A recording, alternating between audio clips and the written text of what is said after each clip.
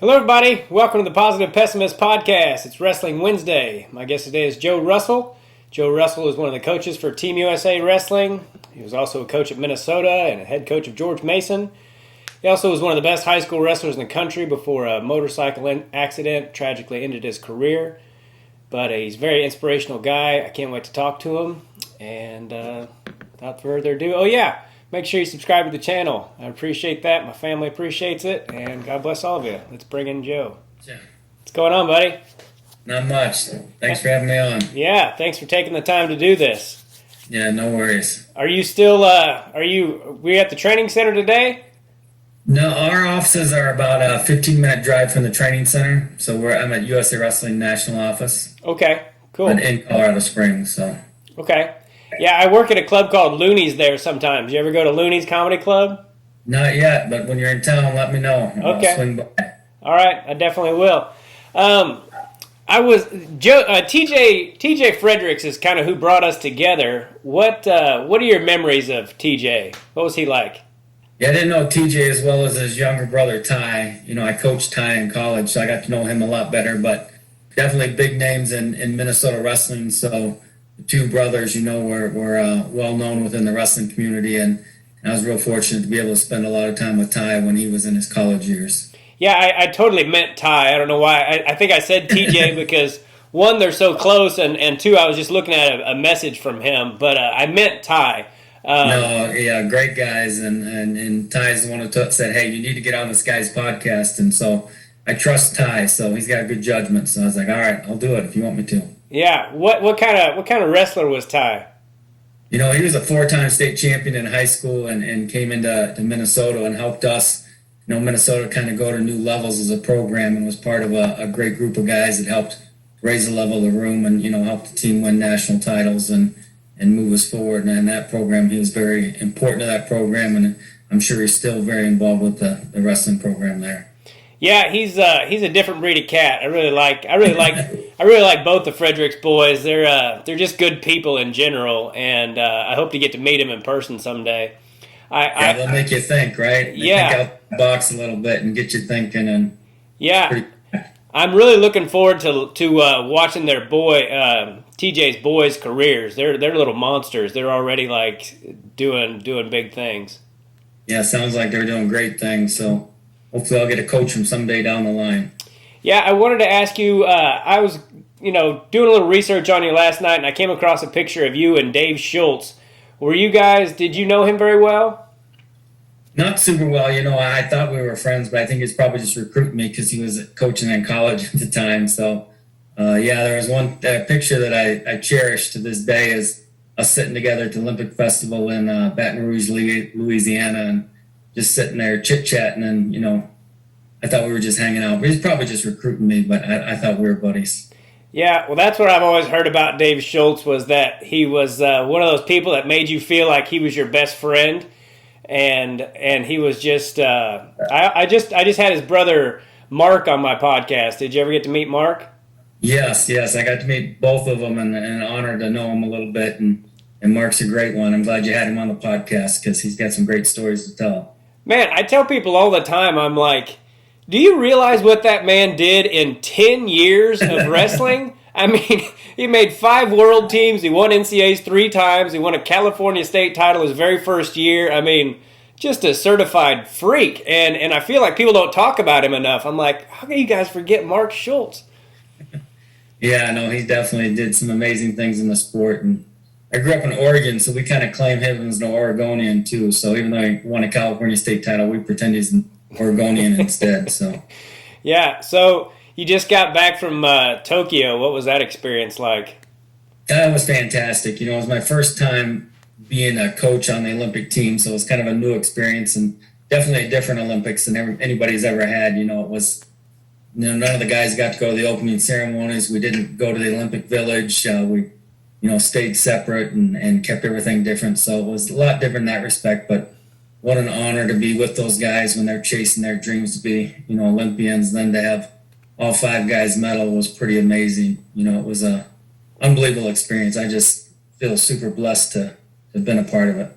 Yeah, I kind of felt bad for him as far as not having the audience, But then I wrestled, and I remember thinking, like, you don't really hear it at the same time. But do you think that made any difference in anybody's performances, not having an audience, good or bad? I think it might have hurt the Japanese wrestlers because they would have had a big advantage with their fans there. But for our guys, no, like you're saying, you grow up in gyms where there's not a lot of people. There's a few parents sometimes, or even this past year, I think wrestling in the U.S. did a good job with the one-off cards they were doing, doing it for different internet sites and stuff like that. And I think guys got experience of competing again with nobody around watching, just a couple cameras on. So I think that helped. Yeah. But in the arena itself, it was pretty cool. They took the wrestlers to a couple holding areas when they were on deck, and you're kind of in the back room watching kind of on TV. And then as you start to go to the tunnel to get into the arena, they actually had volunteers, probably 40 or 50 Japanese people that as you're walking through, they were on either side clapping real loud for the wrestlers as they would walk to get ready to go out to the mat. And then in the arena itself, the small contingent of Americans that were part of our group would go sit in the stands and would make a lot of noise for the guys. So there was still a little bit of atmosphere in the arena for them, which was what I hope made it a little bit more special for them. Yeah, is there, I know there was a ton of things that happened, but was there one memory that sticks out in your mind that you'll always remember above all others as far as the Olympics go? I don't know above all others, no. Just being with the time we had together. We actually spent a couple weeks, we went to Japan a couple weeks earlier, and we were up in the mountains at a resort where it was pretty locked down real tight, but we're in, it was a beautiful resort that was just us and up in the mountains, and just being able to spend time with the team and, playing games and just hanging out. Those were special memories I'll have. But competition itself, both gold medal matches were amazing. David Taylor getting that takedown right at the end of the match against one of the defending Olympic champ and a guy who's won some world championships himself, and getting that takedown on Yazdani was huge. And then, I think Gable didn't want to be outdone too much, so he decided to get 2 takedowns in the last 13 seconds and to win his. And so the way those guys won their golds was very amazing. Our 2 guys coming back for bronze, that's really hard to do, and hard with the system they have to even get that opportunity to come back and to be as dominant as they were. That was super exciting. And, Kyle Snyder getting the Olympic finals again and didn't get what he wanted. But, I just feel good they all got to come home with medals, and I think that makes the experience better. Yeah, yeah. Right. Do you think that, because we got second as a team, right? Yeah, there is no official team for the tournament, so nobody, there are no trophies. But yeah, it was second as a team. Russia had 5 medalists. We had 5 medalists. They just had, that last match with Snyder and Sadulayev. The winner of that would have been the unofficial team champs there. So, do you think that with Jordan Oliver we would have been the unofficial team champs?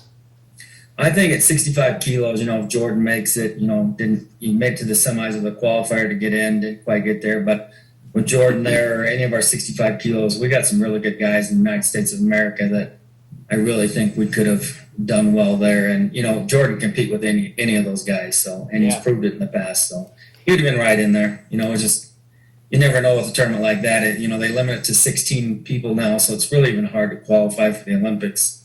And once you get there, every match is going to be a barn burner. So, yeah. But our guys are firing on all cylinders. I think we had a great training camp going in, acclimation camp.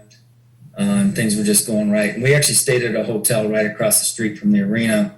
So where the other teams were driving from the Olympic Village to the arena, which took quite a while to get back and forth, we just walked across the street and had a little training facility in the hotel we were in. So I think those little things we did were a big advantage to us when the guys were out there competing. So I think Jordan would have been a good spot to get a medal as well. Yeah, I'm a big Jordan Oliver fan. I love watching him wrestle, and it's just heartbreaking that he wasn't able to compete in the tournament. You work your whole life to make an Olympic team, and then you make it, and then you can't actually wrestle in the tournament. I just really hurt for him. But he's going to wrestle at the World Team Trials, right, at 70? Yep. So he's still competing, and 65 was a really hard cut for him, and 70 is probably a better weight class for him. So we'll see how he does at the trials. We get, obviously in the U.S. right now, we got some pretty tough competitors, and that weight class will be interesting to see who comes out of that one. But J.O.'s the real deal, and he's a blast to watch wrestling. And even I love watching him train because he's really just got a great mind for wrestling, and he does a lot of stuff. You see him working with other guys on the team, and they're just sitting there figuring out things, and he's just got a great mind for the sport and is a real a master technician. Yeah, he sure is. Do you think we'll ever go back to 10 weight classes in the Olympics? I sure hope so. Yeah, we got it real bad. It's hard. With the fight to get in 2013 when they were trying to take us out of the Olympics, and the fight that everybody did to get us back in, I think wrestling's in a good place now. Lalovich, who's the charge of UWW, he's also on the executive committee for the IOC, so that's huge for our sport. And I think they're happier with what we're doing. The rules are better. The presentation's better. I think, we'll have to see what the TV ratings were, but I know like social media has gone way up in numbers. And so hopefully the Olympic Committee sees that as important. But getting to 10 weight classes would be huge, or having more in the weight class of the Olympics. So it's, right now, like I said, there's only 16 that get in the bracket. It's pretty hard to even qualify. So it'd be nice to see them add more weights and add more competitors. I think would be a blessing for the sport. And hopefully we're proving that we deserve it and we need it. And hopefully they start seeing that way. But I think there's a lot of positives for wrestling right now. Yeah. On the stage. Yeah, I love that they've, the rule changes they've made, and it's so exciting now. I mean, you can be down 9-0 and come back and win, and not need a ton of time to even do it, really. And it's just great in a lot of ways. Does it bother you that they took away, because I always tell people it bothers me that they took away the sport from the littlest guys, and, because those 105-pounders back in the day and like the 114s, Bobby Weaver and all them, I loved watching those guys wrestle. And I hate that they took it away from the biggest guys too, like, Chris Taylor, he couldn't wrestle these days because he was too big. Does that bother you at all? Oh, it does for sure. And I think as wrestlers, we're on the same wavelength with a lot of things, so probably think the same way. But, I'd like to see more people get opportunities, and I think it's great for the sport when the smallest guy in the playground can wrestle and the biggest guy in the playground can wrestle. And I think that's one great thing about our sport, and by limiting it to 6 weight classes, it makes it hard to do that, So it's sad, and I want everybody to have the opportunities that we had growing up to be able to get on a mat and compete, and it does such great things for you as a person, helps you grow. So I want everybody to have that opportunity, whether they're small, big, or whatever. It's a lot of good lessons we can get out of the sport, and a lot of. It's hard, it's painful, and it hurts really bad, but there's good things as well. So yeah, if you don't mind, tell me a little bit about each Olympian, like as a person, and how you felt their Olympics turned out for them. If it was expectations were exceeded or otherwise. Yeah, I think for everybody, the U.S. team right now is you make the Olympic team, you plan on medaling. That's how good our team is right now, and so. Expectations for the guys, or dreams they've had their whole life, are super high. And Thomas Gilman, who got a bronze at 57 kilos, a great guy to be around. He's really enjoyed getting to know him over the years, and I had the honor of being sitting second chair with Cody Sanderson as he did his run. And first round he draws the 2-time defending world champ and goes out there and wrestles and is winning the whole match to the last few seconds and gets taken down there at the end, and it was pretty painful, tough loss for him, especially as how hard as he trained to prepare and went out there to compete. And he was overcoming some injuries. He got hurt at the Olympic trials, and I don't know if this story's been told, and maybe I should let him tell it more than me. But he had a few doctors, more than a couple doctors, tell him he needed to have surgery on his foot in order that he wouldn't be able to compete in the Olympics. And he tried the alternate route and rehab and get help from other people, and was able to come and compete. And then his preparation was amazing. Went out there and competed as well as he did. But losing first round is a tough one. He wrestled a great match and lost. And with the way the rules are now, it's a little crazy. Your guy, if you lose to somebody, they have to make the finals in order for you to be able to wrestle back. So he had to sit and watch the quarterfinals and the semifinals to see if that guy won. And fortunately, the guy did. He was in some barn burners, and he pulled. In the quarterfinals, they hit an inside trip right at the end to make the semis, and then won in the semis over Iran. So that pulled Gilman back in, and it was just, I think, a blessing to have that second chance to go out and compete. And he was excited about it. And, as soon as he knew he had a chance to compete, he was cutting weight and back, working out and sitting in the sauna and getting ready for the next day. And you could see on day 2 when he had that opportunity to compete, the guy from Uzbekistan, he wrestled the first match, very tough competitor, and Thomas teched him in the first period. And it was, you knew he was ready to roll. And then the Iranian who had actually beaten Thomas a few times before, Thomas ends up beating him 9-1 to win the bronze medal. So it was just fun to see. Yeah, he got a second chance to come back and compete, and it's not the gold medal he wanted, but the way he came back was very impressive and exciting to see. So yeah, I was super happy for him, and one of my great honors in my life is being able to sit in his corner at the Olympic Championships and just have a front row seat to that history. And it was a plus for that opportunity. And he's such a great guy, and just guy who's always seeking knowledge, whether it's wrestling or is always reading books, or the guy who's trying to find the best coffee shop in any town in the world we're in. He's kind of that guy. So good for him. So that was exciting. Like I said, but we didn't have Jo there, which is a bummer because he would have done real well and can compete with those guys at 65. And then, but at 74, Kyle Dake, he looks so unbelievable in training, preparing.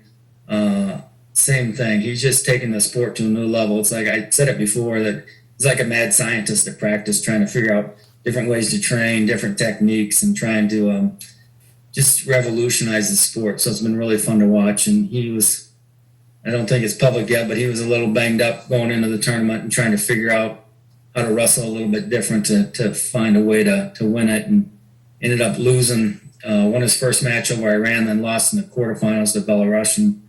Uncharacteristic for him, gave up a lot of points, and the match just kind of got out of hand in a little bit. But same thing with day 2, he found a way to overcome the adversity he had, and he wrestled the Cuban, and then 2-time world champ from Italy, also a Cuban, I guess, who wrestles for Italy now. Yeah. Shut them both out. So to get shutouts to come back and get the bronze medal, especially fighting through some stuff that nobody knows about, but he's, faked his way to a bronze medal. So it's pretty impressive. And I'm super excited. Both those guys have said they're going to wrestle in the World Championships. So we have a World Championships in October in Norway. So they kept that on the calendar, even though the Olympics were postponed. So hopefully, those guys come back healthy, go to the World Championships, and it'll be fun to watch Kyle Dake on 2 good wheels out there at the World Championships. And it'll, hopefully we'll get the opportunity to wrestle the Belarusian and the Russian that won the weight. Get a chance to wrestle those guys again. But those, 2 guys is amazing. They had to wait and see if their guys made the finals, if they could come back in the consolation. And that's such a hard thing to do. And it usually doesn't happen for Americans. We usually wear the guys out. The minute we lose them, like Brent Metcalf, everybody says that all the time. He would get the guys so tired and he would lose, and then they wouldn't be able to win the next match because they were too exhausted. And I was really nervous with Gilman's guy and Dake's guy that would happen, but they ended up making the finals. And those guys to come back and have the opportunity, and the way they won their bronze medals was super impressive with how dominant they were. So those were super exciting things. And Kyle Snyder, he had a great run through the tournament, wrestling great, and gets to the finals. And Sadulayev and him are same age and have amazing. Kyle's the only guy to beat him beat him in 2017, but Sadulayev's won everything else except for that match. So it's to see them in the finals, to have that opportunity, and it was good to see. He can compete with them. The scores that he gave up were off of his attacks, and so stuff he can change. And the good thing is these guys get to compete again in October, so it's around so short that he'll refine some things and get back there. And I was confident he was going to win that finals match, and was excited. Wow, we're going to have another Olympic champ here, and our third one, and then it just didn't go the way that I guess it should have in my mind. So Sadulayev is a great opponent and a great wrestler, and the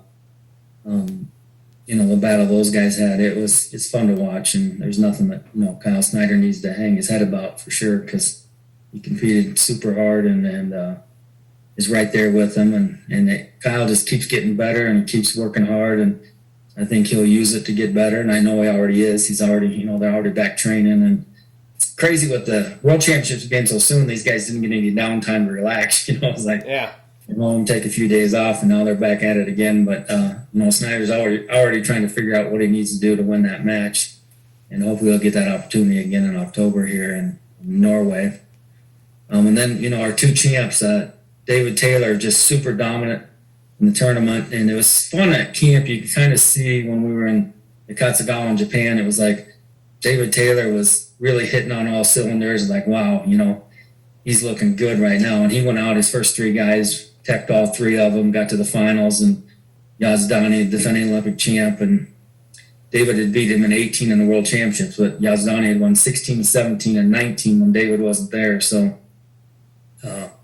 definitely one of the best guys in the world. And to find it's kind of a different match than their other matches they wrestled. David had beat him twice before, but a little bit different match, but he just kept sticking with it, got a takedown, and got behind, and then got that last takedown, and I think 17 seconds to go, and he just had to go run it. Just had to find a way to get in the score and get that attack. And man, it's fun to watch. Singlet was ripped because Yazdani was grabbing a singlet and ripping it with his underhook. It was a great classic battle with two of the best, two of the all-time greats going at it. So that was a blast to watch. And then at heavyweight, Gable Stevenson's a young guy, and so nobody knows for sure what he's going to do. But to see the changes he's made in the last couple of years, I was like, I'm glad none of these foreigners had felt him, since he was a junior level, because he is just a different animal. And he went out there and Gable, who he beat in the quarterfinals, is defending Olympic champ, and he beats him 8-0. I was just impressed. And I, said to Gable, I was like, that was amazing, man. I just can't believe how bad you beat him. He goes, well, that's what I do. So I was like, his confidence was there, and he knew he could do it. And then in the finals, gets the lead, sitting pretty good, and then, gets jammed. He's just a little young in parterre and gives up a couple turns.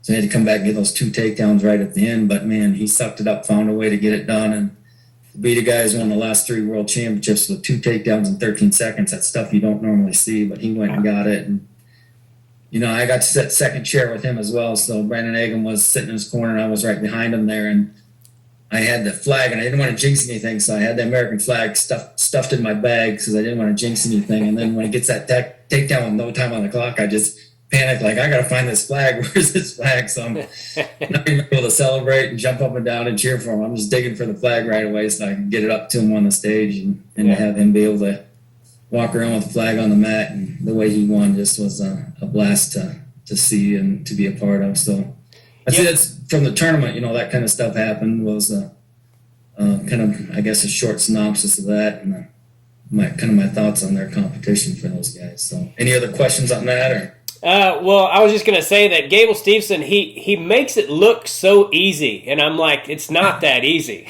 No, he's amazing, and he's just gotten so much better in the last couple of years. He's turned into a man and gotten a lot stronger, and, he moves so well. And I saw somebody posted the other day a picture of him doing his backflip after he won the Olympics, the same thing. And then there's a picture of Mark Schultz doing his backflip at the Olympics. So pretty fun to see those guys side by side in a video somebody put out the other day. But, Gable's put in the work, and he's developed some skills. And even how he scored at the end, he had a plan. There was, under 7 seconds to go, and he knew to fake and snap and chase that corner and was able to get it done. So it was amazing against an unbelievable, it wasn't like he beat somebody that wasn't any good. That guy had won the last 3 world championships. So he's, very good wrestler from Georgia. So. Yeah, I'm excited to see that. I saw that he's coming back to Minnesota. Is that right?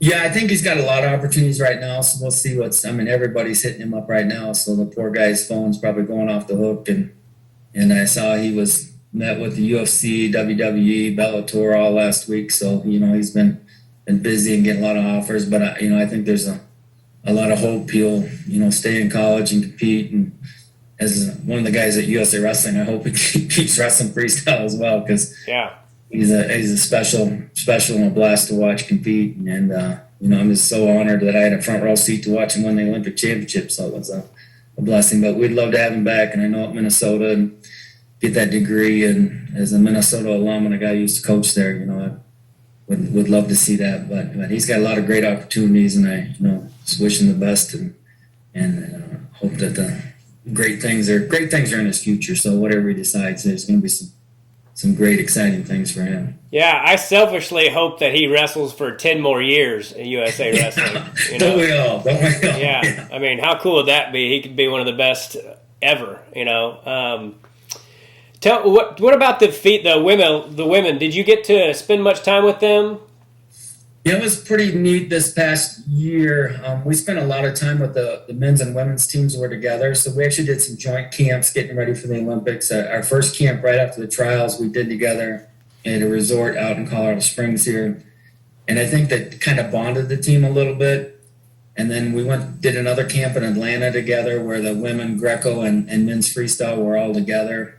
And instead of just being 3 teams, we were Team USA. And I think that was great for us going forward. So, we did a couple camps together. And then we went to Nakatsugawa in Japan for our acclimation. We were there for 2 weeks together as well, up in the mountains resort where we were locked down real tight. So got to spend a lot of time together with the women's team. And I think their success, our success, we kind of feed off of each other and be one team. And so that's been making it special. I think for the groups to grow together, I think that's been a very positive thing for wrestling in general, but also for USA Wrestling. Yeah. And so, yeah, they had a very successful tournament as well. Was Dennis Hall around? Did he come to the Olympics? No, he did not. So when we got to the Olympics, it was pretty tight as far as who all could get in or whatnot. So it was limited up. We had training partners, personal coaches, and then a lot of support staff with, doctors, trainers, chiropractors, massage therapists, or nutritionists were there, a strength coach, physiologist, but limited it somewhat. But Dennis was involved with trying to help to get the Greco guys ready and camps and stuff like that and kind of mentoring those guys.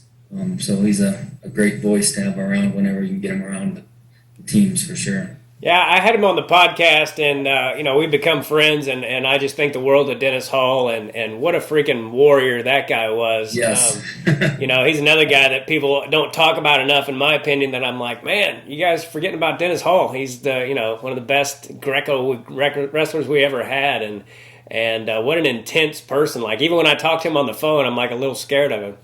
Right, fires you up, doesn't he? Because you got to be on your toes because he's brings the energy for sure. So yeah, one of the all-time greats, and we do need to have him around athletes as much as we can because he has a great messages to share with them and can help them raise their level as they go. Speaking of great energy, how awesome is Tamara Mensah-Stock? Yeah, she's fun to be around. So it's funny when they go to the training camp in Japan, the amount of stuff that she packed to get there to keep her there. So she had a karaoke machine she brought with her. She had video games she brought with her. And every night in the hotel, she was singing songs. And they actually had to move her out of the lobby. I think the people working the hotel got tired of everybody singing in the lobby. So they took the karaoke machine and put it downstairs so they didn't have to listen to it all the time. But yeah, she's blessed to be around and great positive energy and she just keeps getting better. It's amazing to watch her growth since I moved to Colorado Springs. Just her growth as a wrestler, and it's been fun to watch. But just an unbelievable person, and somebody who's a blast to be around, and somebody trying to do the right thing. So it's been fun to watch her grow. Yeah. Can you point to any one thing in particular that has elevated Team USA so much over the last few years? I mean, they've really just become amazing. I mean, they always were, but Yeah, no, there's been a lot of good decisions that have been made over the years that are kind of, I guess, starting to see the fruits of those decisions that have been positive. I think, one thing that's really helped us in men's freestyle is the RTC programs, getting those connected with the colleges, the regional training centers where guys are able now to stick around and train. And it's kind of created a whole new economy for wrestling. So these guys can be full-time athletes where they don't have to find a job or have to coach at a college. They can actually, they're getting hired now just to train to try to make world and Olympic teams. And it's been great for us. It keeps them involved with wrestling longer, and we keep them for more than one quad or more than one Olympic cycle. And I think the RTC development's been huge. We have some donors who started living the dream fund that these athletes can get a good payday if they win an Olympic championship. They win $250,000. So that's an incentive to stick around. And those stewards that have come forward to make that Olympic Dream Fund, I think has really helped athletes. So RTCs there's a ton of things, that really helped. And for me as a coach, it's been fun coming to work with a national team because it's different. I was a college coach for a lot of years and working with these guys, it's like we're working with professional athletes. They're doing the little things right. They're, they have nutritionists they work with. They have making sure they're getting the right sleep. They got good strength coaches. They got good support system around it. And the U.S. Olympic Committee, U.S. Olympic and Paralympic Committee has done a great job putting resources into wrestling and helping them, getting them the right kind of knowledge they do to succeed. And there's just a lot of things, working in our favor. And our developmental clubs, you watch our women have won the Cadet Worlds this year. They won the Junior Worlds this year as a team. Our cadet men's freestyle team took second. Our junior team just took third over in Russia last week. And so our developmental level, our grassroots for wrestling has been so strong. And a lot of that is done by volunteers and people that just love the sport, people that start podcasts because they love wrestling, right? So it's getting the word out and doing those things, and it helps wrestling grow. And our grassroots right now is fantastic, and people are putting into kids' lives and helping them develop. And as a national staff guy, you can kind of see the benefits of all that stuff going on. So it's been a fun to watch, and it's kind of an exciting time to be part of wrestling. COVID really hit us with a crazy curveball in these last few years, but we can get through it. I think wrestling is really, in America, is really growing, and the NCAA level is super exciting, and adding girls wrestling to several state high school tournaments now, and high school wrestling is turning a corner where it was growing right before COVID. So I think there's a ton of positives and things we can feel good about, but we got to keep working and don't sit on our laurels because it's, we're going to fight through this COVID right now, and it's going to be hard. I worry about, like, my son as a young kid, missing a year of wrestling. Now he's into other sports, and which is great, and I'm happy and love that, but I don't want to lose that generation of kids that, because of COVID, they haven't been able to get on the mats as much. And but there's a lot of positives for sure. Absolutely. Kind of a long answer, sorry. No, it's a perfect answer. I wanted to ask you before I switch gears a little bit, what is it about Sadulayev that makes him so freaking great? What is it about him? Yeah, I think technically he's real good. Obviously, he's a great athlete, but his technical skills are real good. I think Kyle had him on the ropes again. It's like 15, he had him on the ropes and was able to get the win. I think he was close again this time, but strong, powerful, great position. Has a belief he can win and score when he needs to, and goes and gets those scores, and just pretty amazing wrestler, and one right now we're chasing, and we got the right guy chasing him, and Kyle Snyder. So good for us. But he's proved it over and over, right? It's hard to get to his legs, and when you do, it's hard to score. And he's good at getting to people, and he's good on top. So he's a tough one. What is it about him that makes it so hard to get to his legs? Is it his physicality? Like, does he have short legs or a long torso, or what is it about him? No, I think it's just his positioning. He's able to get his head and hands in the way when you come, and then he puts such pressure on you that you're afraid to get under there a little bit. I think is part of it, and his ability to hand fight is pretty remarkable as well. So you got to be careful. You get in a position, you think you get an underhook. Yeah, I got a good underhook on him, and then he's got an amazing snap from an overhook, which is hard to do, and you got to be careful in there too. So it's he's got really good skill level and ability to shut people down, but he's beatable. So Kyle has proved that, and Kyle's trying to figure the puzzle out now. So let's see what happens in October. See if we can figure it out by then. Yeah, I think you're right as far as we've got if there's anybody that can beat him, it's Kyle, and he's already beaten him before. And I met Snyder once at a world team camp. I happened to be working in Arizona, and I knew they were training down there, and I just walked right in and was watching the best wrestlers in the world. It was like so surreal for me, and he was just I don't even think he had gotten into college yet. I think he may have it was like the summer before. I don't remember how it was, but he just the nicest person. He was like, I got him to sign something, and he was like asking me where I was from, and just such a very down-to-earth, nice person. And I did a regional training center charity thing for the Ohio RTC when he was there, and he was just he's the guy that tweeted at me the next day, thanks for coming and doing that, and just a salt of the earth, just a salt of the earth person. To be that young and that good and have such a great head on his shoulders. Because he's still, like 25, and he's placed at 6 world championships in a row? It's pretty amazing. You think he's old because he's done so well and been on the scene for so long, but he was our youngest world champ, youngest Olympic champ in U.S. history, so he's still a young'un, still got a lot of room to improve, and I think you know him well. You figured him out pretty fast. He's a great person, and I think what Bill, my boss, says a lot about these guys. They're pretty good wrestlers, but they're even better people, and that definitely fits with these Olympians we had this year. They're just pretty good wrestlers, but great people. So is Jaden going to wrestle at the World Team Trials? Yep. So he's going down to 92 kilos, where he won the last 2 world championships. So he'll be at the World Team Trials at 92 kilos, and he's the 2-time defending champ at that weight. So he'll be hard to beat. We'll have a good group of guys in the trials, and we'll see who comes out of that. But whoever does will be primed, ready to, you have to be a world champion to make our team. So that's where I'm at. So. Yeah, that's awesome. I think I probably speak for a lot of people when I say how disappointed I was that we didn't get to see Jaden and Kyle wrestle at the trials. Unbelievable, painful. It was almost kind of a relief as far as I didn't know. That was the one match I had no idea, and I still don't have any idea who would win that particular matchup.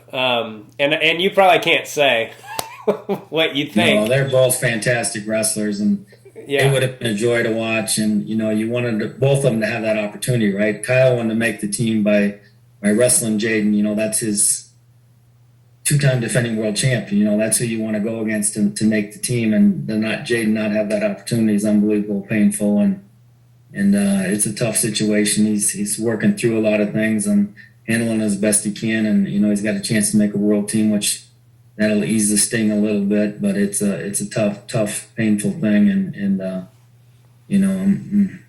don't know. It's just one of those things that just makes you sick to your stomach even talking about it right now. I don't like talking about it now. It's been a while, so. Yeah, I bet.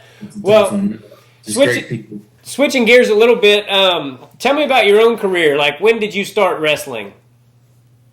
My dad was a coach, and so I started real young. My first competition, I was actually 4 years old the first time I got on a mat to compete. So awesome. Those guys that grew up on a wrestling mat and didn't know any different. So I have a brother who's a year older than me, and so I always had a workout partner at home, and that was great for me to always have my brother with me wherever we went, and my dad coach, and it's kind of just, we thought everybody wrestled and that's all you did. That's life, Yeah. Were you good from the start? I did all right. Yeah, I did pretty good. I know my first match when I was 4, these are stories I told. I don't really remember it that well, but I guess my first match, they called me to the match and they couldn't find me because I was under the bleachers crying. I guess I was too nervous. There was people watching. There was too much noise. So they had to get me from behind the bleachers crying and got me out on the mat. And I pinned the kid and people started cheering. I started crying again because there's people making too much noise. And I ran under the bleachers after that match. So it wasn't the greatest start to a career. But I guess at the end of the tournament, they gave me a blue ribbon and they gave that kid a red ribbon, and I started crying again because red was my favorite color, and why did he get red when I beat him? So we switched ribbons, so I got the red one even though I pinned him. That's awesome. Not a great start to a career. I love it. My son is almost 3, and I certainly hope that he wants to wrestle, and I obviously don't want to force him into something, but it's one of the few things I know a little bit about that I would like to try to pass on to him. And so what about there's something I was going to ask you and I forgot now, but maybe I'll think of it in a minute. What else about your career? When did you realize, I'm really freaking good at this? I don't know if you ever realized that, but I grew up when I was real little. My dad was our coach. Then when I was in fifth grade, we moved to Oregon, and when we moved there, we joined a club that was a year-round club where you train 3 or 4 hours a day, 6 days a week, year-round. And when you're training that much as a young kid, you start to get good. So it kind of happened fast once we got to the U.S Oregon Wrestling Club and started doing crazy things in wrestling and having a lot of success. And so I think then it was like, this is something I'm good at and where I can down the road. It's I don't know, I just thought everybody did that, so I didn't want it different. But started a lot of success once we got to the club in Oregon. I would say is when it really took off. Yeah. And then when you got to high school, how did your high school career go? You were a state champ once or more than once? Yeah, my freshman year, I lost in the semifinals of the state tournament, and that was my only loss my freshman year. Then I won it my sophomore and junior year.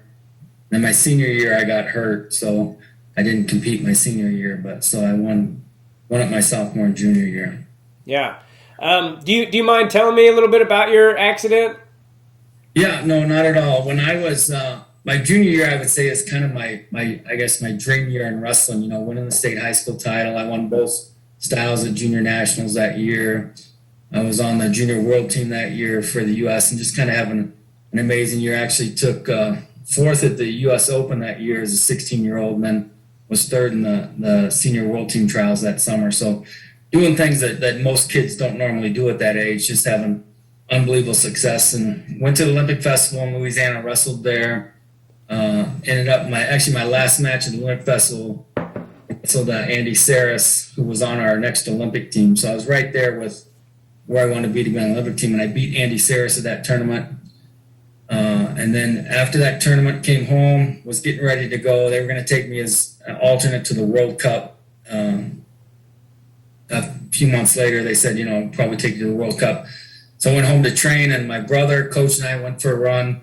And then we were headed to our high school to get on the mats. And I jumped on the back of my friend's motorcycle. My coach and brother jumped in a car. And as we were pulling the high school by the high school parking lot, a truck pulled out in front of my friend, and he tried to lay the motorcycle down, and it flipped, and I went back and had a compound skull fracture with severe lacerations of the brain. So the foot peg of the motorcycle went through my head, and it kind of changed everything, for me in my life at that point. It was one of those injuries where, the doctors, in fact, later on, they told my parents the longest anybody lived from the types of brain traumas I had was about 30 minutes. So, foot peg going in my head. I lost a lot of brain matter at the scene of the accident.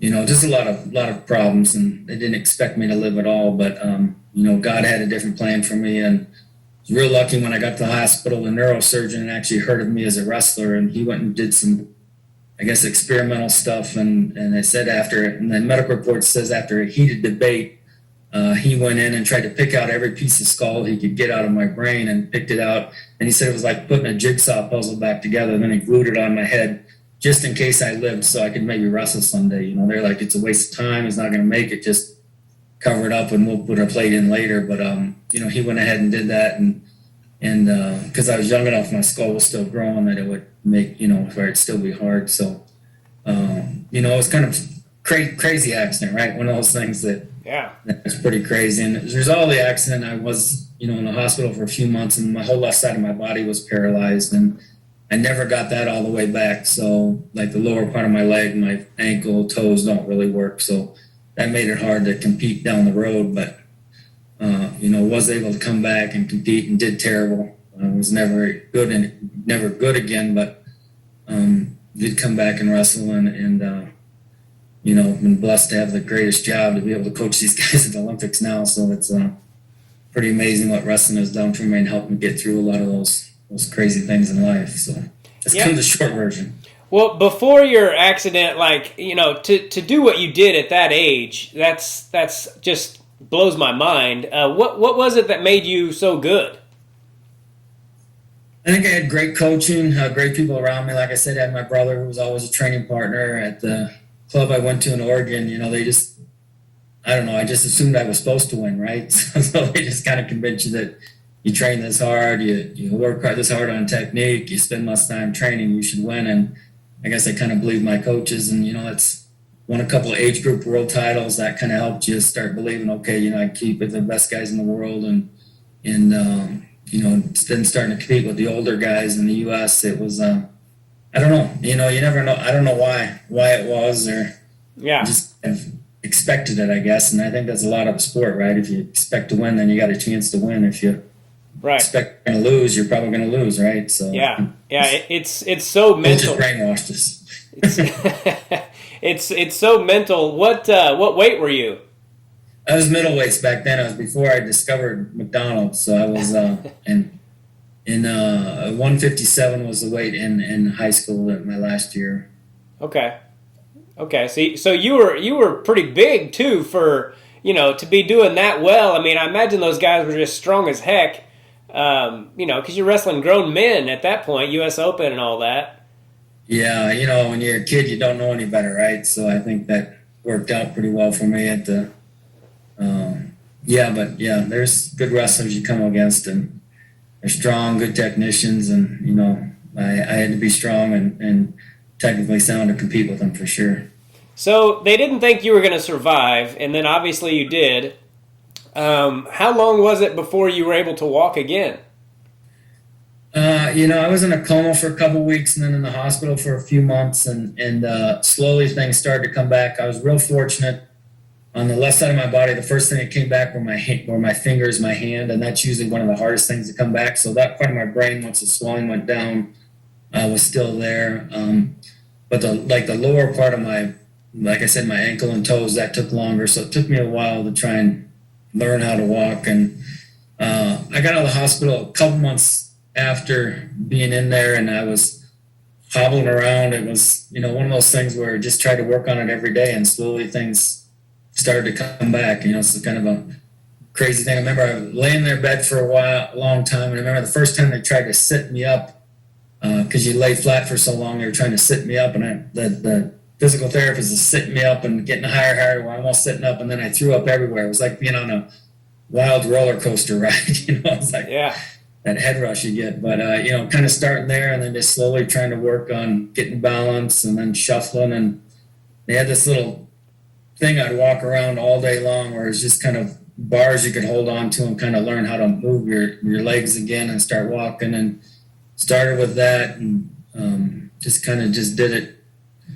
As soon as they opened the place up, I was down there trying to get better. And when they closed up, I'd go up to my room and keep working up there. So I was just kind of, trying to figure out how to walk. And when I was leaving the hospital after a couple months, they were going to send a wheelchair home with me. So, because I really couldn't get around yet. And I was like, no, you can send it home with my mom, but it's never leaving the trunk of the car, because I'm never getting in one of those again. It's kind of my attitude. But yeah, it took time for sure to try and figure things out. And like I said, I could never figure out how to move my ankle much or my toes. So it's kind of still trying to work on that one. Yeah. I saw the Flow film last night, and your brother talked about how when he first got you from the hospital, the rehab facility, you stopped and wanted to run a mile and have him time it. What was your mentality? What was your mindset when you asked him to do that? Yeah, I think, at that point I was like, if there's no reason I was supposed to live, everybody thought I was supposed to die, and for some reason God gave me a chance to live, and I figured it was to win an Olympic championship. So I figured I just need to work hard to get back there, and that was kind of God's plan for my life. So as we were going home, I just wanted something to gauge it with, and I was like, Dan, take me to high school. I want to see how fast I can run a mile, and it was pathetic, and I fell down a bunch, and he was nervous because he was supposed to take me to a party they were having for me at the house, so he was getting in trouble because he was taking forever to get me there. But I just needed to know the gauge I had to where I was starting with, and I'm just stubborn, and I guess stubborn wrestler, how we are. So yeah, it's just the way we're built, right? Were your parents mad when they found that out? I don't know. I think my mom was always worried and those things, but I think they know me well enough to know that I get a little stubborn about those things and how important it was to me. So yeah, I don't know. I don't think they were ready to yell at me yet. So was your memory affected by it at all? I mean, did you remember everything before and after the accident? A little crazy. I think I forgot like the week before the accident, and probably the first week or so after, when I was in a coma, I don't really remember anything. And it's kind of I don't know. I always think, in near death experience, you think, I guess when I had the accident, I was laying there, I was moaning, trying to grab my head. And my brother, I was laying on a motorcycle. I don't know, I can't really show you here, but I have a scar on my arm because I was laying on the exhaust of the motorcycle and it was burning my arm. My brother was behind me with a coach, and he jumped out of the car and pushed the motorcycle away because it was burning my arm. And then he took his shirt off and was trying to hold my head together because stuff was falling out and stuff. So he said that I was looking at him and trying to grab my head and looked like I was in a ton of pain. And I guess when I was in the hospital, I was, would moan a lot. But I don't remember anything. And I think it's just one of the ways God protects us. He puts you into shock. And even though it's unbelievable, painful, and such a traumatic experience, I don't remember any of it. I think it's just one of the protections we have. But yeah, the crazy thing is, when I was in the hospital, they actually gave me the standardized tests you do in school. So I redid whatever the state standardized test was that I took that earlier that year, and I actually scored better on it. So I think the accident, it knocked some common sense into me or something. So I actually got a little bit smarter. So yeah. Well, I was real fortunate that part wasn't messed up. A lot of times you lose your memory or your short-term memory or those kind of things. And I was just blessed that it didn't happen. Thank God your brother was behind you when that happened, I mean. Yeah, no, we've been close since we were little kids. And in fact, when I was in the hospital, when they weren't sure, that I'd ever be able to walk or talk again, when they had breathing tubes and down my throat, up my nose, and pressure gauges in my head, whenever they needed anything, they'd go get my brother and he would come in and tell me. And I guess when he did that, I would respond to him. And I do remember when I was first waking up, Dan coming in and telling me I was biting on the tubes in my mouth because they were, bugging me, and I didn't know any better. And he's like, "Joe, you knock it off. You've been in a bad accident. You need to relax." And I was like, "Man, this is a weird dream. I can't wait till I wake up and I can tell Dan about this one." And I kept biting. He's like, "Joe, knock it off." And then I got to thinking, I kind of hurt because it kind of hurt really bad. And I was like, "You hurt in dreams?" I remember trying to figure it out, in that fog you're in and that drug-induced coma there. And I was like, all right, maybe Dan's right. Maybe I'll just relax. So I relaxed. So, I guess, we've always been close like that. So he was the one that was able to get me to do the things they needed me to do when I was in the hospital. Yeah. It's amazing to me that, you obviously never became what you were before the accident as far as wrestling goes, but the fact that you were able to do it at all is just absolutely amazing to me. What's it like to try to wrestle with part of your body paralyzed like that? Yeah, I always thought I would come all the way back and I'd be able to figure it out, and did crazy things trying to get my leg back to where it was, and just never did, but I always thought I would. So it didn't bug me a ton for a long time because I was like, all right, it doesn't work today, but when I wake up tomorrow, I'll be back to normal, so I'll be good. And then the next morning I'd stumble around like, all right, well, not today, but tomorrow I'll be back. So I just kind of had that attitude for a long time. But yeah, I ended up having to go to next year high school. So I tell everybody I redshirted in high school, which I don't recommend. A little awkward when all your classmates graduate and you got to go back for that fifth year. But I went back for that fifth year, tried to wrestle, had a losing record, didn't make it out of my district tournament.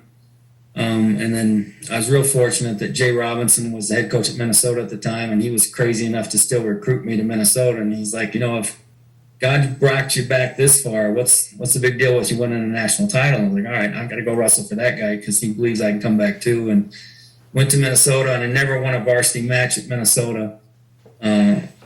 So, I never did come back, but, wrestling competitions and would lose and just kept trying to come back. But I think because of the effort and my attitude, I think, the team voted me team captain my senior year, even though I was a backup. And then when I did graduate, Jay was able to keep me around as an assistant and kind of work my way up the chain there at Minnesota for several years. And, I don't know. I mean, I think, because I had success as a young guy, I could kind of relate to the guys that win national titles or that kind of stuff. I could kind of relate to those guys. But I also, as a coach, I can relate to the guy that was the bench warmer, that was the backup. And I think having those experiences, I think it did help me as a coach. So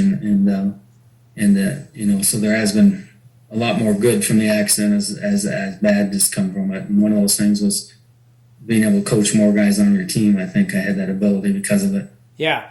Tell me a little bit about J-Rob. Like, what kind of guy is he? Great mentor for me. Like I said, he took a huge risk on me, and he thought he was recruiting me for 4 years to come wrestle for him, and I stayed there about 20 years with him. So he made a big mistake on his end. But, a great guy, does a lot of stuff behind the scenes that people didn't know about. Really cared for athletes and people, and do a lot of great things for people that even he wasn't even involved with, but tried not to let anybody know about it. So it's kind of one of those kind of things where if he could help a family out, he'd help a family out, but he would do it anonymously a lot, and fun to be around there. But he's really influenced growing up. He wrestled at Oklahoma State, then coached at Iowa, and really influenced by those experiences. Also a captain in the Army, and went to Vietnam, and he actually was in Vietnam, and they actually flew him out of Vietnam. He went and wrestled in the World Championships, and after the World Championships, they flew him back to Vietnam. So wow. A tough Army Ranger guy there. Yeah. Wow. Amazing. And so real good as far as, expectations for guys and holding guys accountable. And I think that went a long ways to helping people grow. But the other side of him people don't know is just the caring side of him, that you see the rough guy on the edges, but definitely a big heart in there as well. Yeah, those are the things I love about doing this podcast, or hearing those kind of stories. I had no idea that he did that as far as the World Championships and during Vietnam. Isn't that crazy? Yeah, it really is. You had a lot of great teams while you were there at Minnesota. Can you point to one that was like the best or the most memorable or anything like that? Yeah, I don't know, man. There's some great guys on the team, but when I was there, they won 3 national titles, so it's fun to be a part of those teams. I think our first national championship team was amazing in the fact that we'd come close, we'd won trophies, been second and third, and had never been able to win it. In 2001, the Nationals were in Iowa City, and kind of our big rival at Minnesota was Iowa, and they hosted Nationals that year, and our team was doing great. We won the Big Tens. We get to the Nationals. We have 6 guys in the semifinals, and things are going perfect. And in the semifinals, we went 0-6 as a team. Oh, wow. Anything that could go wrong went wrong. We lost overtime matches, coin flip matches, just I don't know. We kind of got to thinking, well, maybe God doesn't want us to win this thing. It's like our heavyweight gets to the match, and it comes down to a coin flip. And at that time, if you win the coin flip, you go down. You get away in 30 seconds, you win. That was the old rule back then. And, there was nobody that could ride him. And after all that time, sweaty heavyweight. So if he goes down, he's going to win. And flip the coin, and it lands, and it sits right on green, which is for us. And I swear 10,000 people from Iowa all went, because that coin flipped over like that, flipped over to red. So the other guy got his choice, got away. Those kind of things happen. So we went 0-6 in the semifinals. And crazy thing is that around that night, our guys that were in the constellations already, they all won. So we ended up having 10 All-Americans. And I remember going back to the hotel that night, and it was just kind of like, none of the guys could get their dreams to be a national champ. It was over. It was done. They had all failed on that, and it was a tough time, but they all decided, rally together, and they were going to wrestle for each other the next day, and figured out the points, what Iowa could do, what we could do, and how it would work out. And like, guys, we can still win this thing. If we come back and have an unbelievable day on Saturday, you guys can still win this thing. And they did. The next day they came back, and having 10 All-Americans, and guys, our last 3 guys were all wrestling at the same time, which is crazy. Now they separate it for TV better, but our 197-pounder Owen Elson was losing, and then ended up pinning his guy in the 3rd period. And then our heavyweight was wrestling. He armed through his guy, Garrett Lowney, through Leon's crump and pinned him in the 1st period. So we got 2 pins back to back. That's 4 bonus points right there. And Damian Hahn's still wrestling at 184. And I remember yelling right at the end of the match, at Damian's match. I was like, Damian, we did it. We got it. We won, because he won his match. And then he bends down and puts a nail in the coffin in the mat, which was crazy to do that in Carver Hawkeye Arena.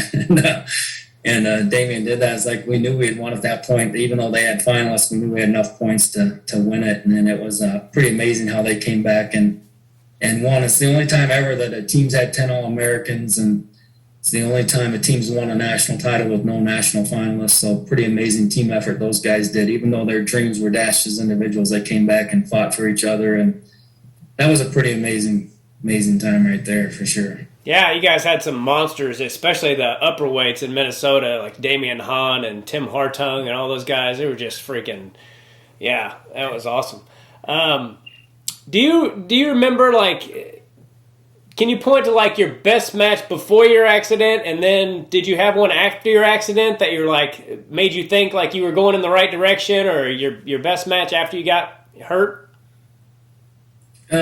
Beforehand, I'm not sure. I know that last match I had before I got in my accident, the fact that, the guy I beat ended up being on our next Olympic team, so sorry, Andy, if you watch this, sorry, Andy Saris, I always have to use you on my talks, but to get that win was, a big one, just my last match before I was hurt. And so I guess that would be a big one thinking right now, but a lot of good lessons I learned winning and losing growing up. And then after the accident, I always kept a diary after practice or after tournaments. I'd write down like, Gordy Morgan took me down 100 times today. I'll get him back. And I'd write that in my journal and I'd keep track of who was beating me and how I was going to get him back someday. So it was more that kind of stuff. But remember, I couldn't win it in college. I ended up going on an Athletes in Action tour. We went to Australia and New Zealand. And I figured if I went down there, maybe I'd get some wins. And I did down there. So I guess that was good because wrestling's not as popular down there. So I did find a way to win a match or two down there. So I was actually the only guy on our whole team that went to Australia and New Zealand that lost matches, but I did end up getting a couple wins. So I guess those were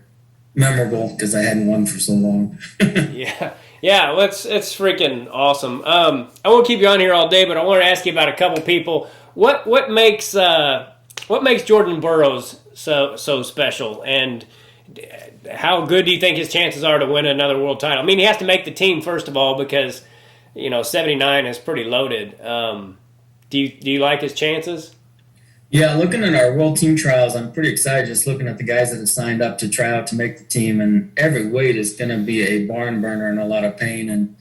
But I've such a blessing to be able to get to know Jordan Burroughs and see the leader he is and the person he is. It's just been a blast for me, and he's never ceases to amaze me. It's like just when you think you know it all, you've seen it all, Jordan does something, it's like, wow, he's got it. Like right after he lost the Olympic trials, he showed up to our first national team camp. He had to help prepare the guy who beat him to get ready to win the Olympics, and to humble himself and to show up to camp. And he ended up working with our guys, working with the women, helping them get ready, and just that servant leadership that he showed there was just amazing, and stuff like that. Just all the time, I just shake my head in amazement of who he is. So yeah, I think he's got more world titles than him. I think it's kind of neat right now with the Olympics being delayed a year. We're only 3 years out from the next Olympics, and I think that's good job security for me, I guess, because a lot of the people are sticking around because the Olympics are so near, and Jordan's committed to compete until the Paris Olympics, and I'm so excited that he's going to do that. But he just keeps doing amazing things, and he's got a good chance of making the team again at 79. And if he does, whoever makes the team at that weight, we've got the best guys in the world sitting in America right now. So it's going to be, if you make that team, you got a good chance of being a world medalist or world champion. So he's a great one. He's a great one for our sport, and he's been the face of USA Wrestling for about a decade, and I think he'll continue. And I heard he did a great job on the Olympic broadcast. He did. We didn't tell us where we were at, so I'm real happy, and he's got some talent too. So, but a great person, as like I said, great wrestler, but an even better person, and that fits Jordan for sure. Yeah, I met him at that team camp too. I went over and I sat down and I was like, "Hey Jordan, can you sign this?" And he looked over at me like, "Who the hell are you and how'd you get in here?" But he signed my shoe, and he just gave it back to me. But it was funny. I'll never forget the look on his face. He just was looking at me like, "Who are you? Why are you here?" Isn't that crazy? It's like I tell people all the time, if people could just come to practice, they'd pay a lot of money just to watch what goes on in there, and you got to do that, and it's pretty fun watching these guys train with each other and compete, and how they share knowledge and stuff. And I love being around just the training camps and stuff for that end of it. But I'm glad you got in and got to see what kind of people they are, because that's Yeah. Great people now, right? For me, it was like being, it's like a basketball fan being around Michael Jordan and all these guys. Because, just everywhere I looked, it was like, there's Brent Metcalf and there's Kyle Snyder. And I was just like, holy Lord, look at all these people. Yeah, it's pretty special. And they're special people. Why did Gable Stevenson decide not to wrestle in the World Championships? Do you know? I think right now just a little overwhelmed with everything. He's got a lot of things coming at him. I think with the NLI that now, name, image, and likeness they can do in college, there's a lot of corporations or sponsorships coming that way. The WWE's chasing him, UFC's chasing him, Bellator's chasing him, trying to make those decisions. I think a lot of that's going on. And honestly, he also, with just coming off the college season, he went from the NCAAs. A couple weeks later, he had to make the Olympic team. And then they had to go to training camps, go to the Pan Ams, go to the Olympics. There's been no break, and he just needed a little bit of break. And with the World Championships being in October, there's not time for a break, and he just needed a little breather, and I get it 100%. He's been going at a crazy pace, and I think he needs to slow down a minute, and it's hard to slow down right now because everything coming at him. But, so definitely respect that decision, and he let us know by the deadline, and would love to have him at the World Championships, but I tell you what, there's a lot of good guys now on the trials that are, going to be right there, and got a great chance of medaling for us at the World. So, we'll be all right. And, I think Gable had to make the best decision for where he's at, and for him and his family and his team, it was best to take a little breather, and that's all right to take a breath from time to time. Yeah, absolutely. Is Gwizdowski going to wrestle at the trials? Yep, he's in the trials. Yep, he's signed in the trials. Yeah. Awesome. So, I can't wait to watch it. The World Team Trials and the Olympic Trials. I went in 2016. Tom Ryan got me a ticket, and it was the best tournament I've ever been to. It was just like every single match was NCAA champ versus NCAA champ. Every round, it was just amazing. And I think it's so emotional. Olympic trial to me, like the NCAA's. It's such an emotional tournament. But the Olympic trials happen every 4 years. There's a lot of pain. There's a few happy people. Amazing matchups, and just such an emotional roller coaster there. One of the best matches I saw were two guys that were at the time, I think they were both still in high school, and that was Logan Massa and Mark Hall. They had a just amazing freaking match. I think it was like 12 to 11 or something. Anyway, the last thing I'll ask you is what excites you most about the future of Team USA Wrestling? Excites me most about the future. Well, I think the future's real bright. Like I said, watching our developmental teams come through, and just seeing the growth of wrestling and the excitement of people in the country. It takes hundreds of thousands of wrestlers to help put an Olympic team out there. It's like iron sharpens iron, and everybody giving into people's lives, and just seeing the passion of people. I think that's what makes me excited about our future is people care, and people giving the lives of the athletes to help them grow. And, I think we got a chance to do big things. One thing I've always struggled in trying to figure out how we do a better job of it is, like, we have so many wrestlers that get out of the sport, and only a few are really happy with their accomplishments, right? Because for most of us, we fell short of our dreams and our goals, and a lot of times people leave a little bit bitter or sad or embarrassed because they weren't an NCAA champ. Well, it doesn't matter. A wrestler's a wrestler. Once you got in the room and bled with your teammates and saw how hard it is to compete or to cut weight or to get on the mat, that having wrestlers understand that, even if you didn't have the best career in the world, you can still have a huge impact on the sport. And, I think what you're doing is great for the sport and what others are doing. And we just need to get more people to feel that it's okay to sit down with Jordan Burroughs and Kyle Snyder and chat with them, right? Because you're a wrestler, they're a wrestler, we're all the same. And that's the way I think they look at it, and the way that I hope more wrestlers do once they retire. And, if they don't get their goals or dreams met, that, they're still a great part of the sport and can give a lot to the sport and to help it grow. And I think that's something, shoot, I'm sitting here and I did nothing, and I got to sit in the corner with a couple of these guys in the Olympics. It's just crazy. Well, you won 2 world titles, didn't you? Just kid wrestling though. That's different. Kid wrestling. Such a wrestler, dude. No one's ever as satisfied with what they did, and I get it Right? because How do we get past that? I mean, how are you getting past it? I look back on it, and the thing that bothers me the most about my own career is that I was such a head case that I never got to see. Like, I was an undefeated state champ my senior year of high school, but beyond that, like, I was just so mentally, I didn't. I don't know. I wish now, looking back, I'm like, what were you worried about so much? It wasn't that big a deal. Like, losing is part of life, and what I miss the most about it though is kind of what you touched on, the bus ride home, like after tournaments when we were going to eat. Everybody joking around and cutting up in the back of the bus, and we had a pretty good high school team, so we usually won, which helped also. But just the ride home, and nothing bonds you, or nothing's bonded me to anyone else like the sport of wrestling did.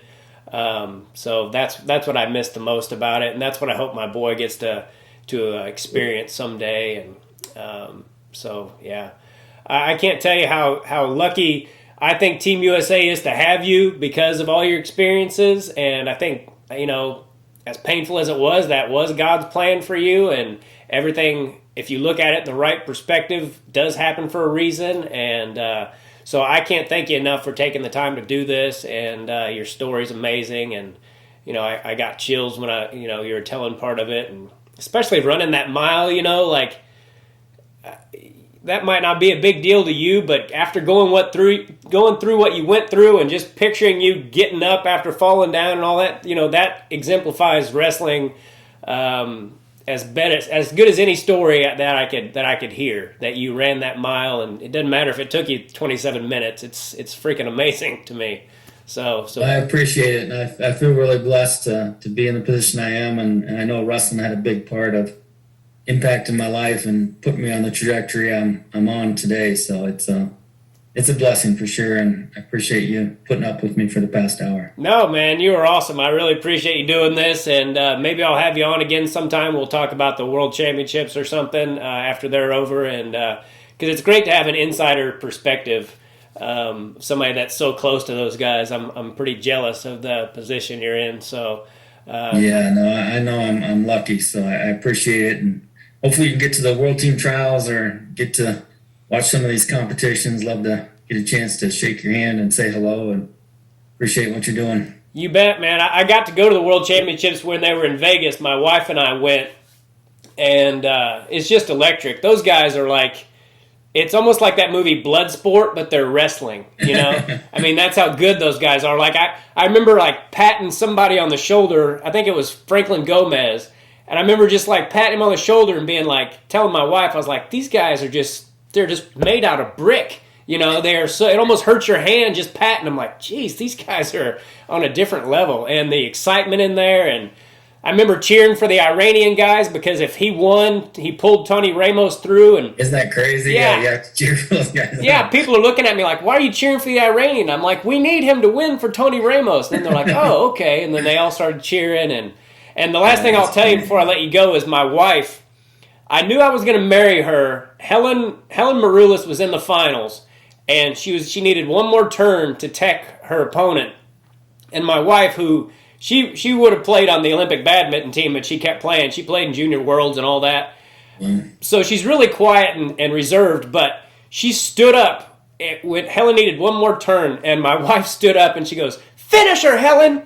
And I was like, then you know. Yeah. I was like, it's great to see Helen have a great comeback at the Olympics this year and get her second Olympic medal too. So I'm sure your wife was happy to see her get that bronze medal in 2021. Yeah, she's amazing, and we'll be certainly cheering for her at the World Championships. And I could talk to you all day, but I'll let you get out of here. And I look forward to talking to you again someday and hopefully meeting you. And I'll let you know when I come to Colorado Springs. Awesome. We'll see you soon. All right. Thanks, Joe. Take care, buddy. All right, everybody. Joe Russell. Hope you guys enjoyed that. I certainly did. What an inspiration. What a freaking great story, that he was able to. I feel for his parents. I meant to ask him about that. I can't imagine seeing your son in that position, but he certainly made a great comeback, and what an inspiration and what a great guy to have for Team USA. And I hope you guys enjoyed that. Make sure you subscribe to the channel. And I believe that's it. Go to Making It Happen, MACAN, Help out little Bo Macon as always. And thanks so much for tuning into these podcasts. I really enjoy doing them. And that's it. God bless all of you. Take care. Bye. Do us both a favor and click on that subscribe button.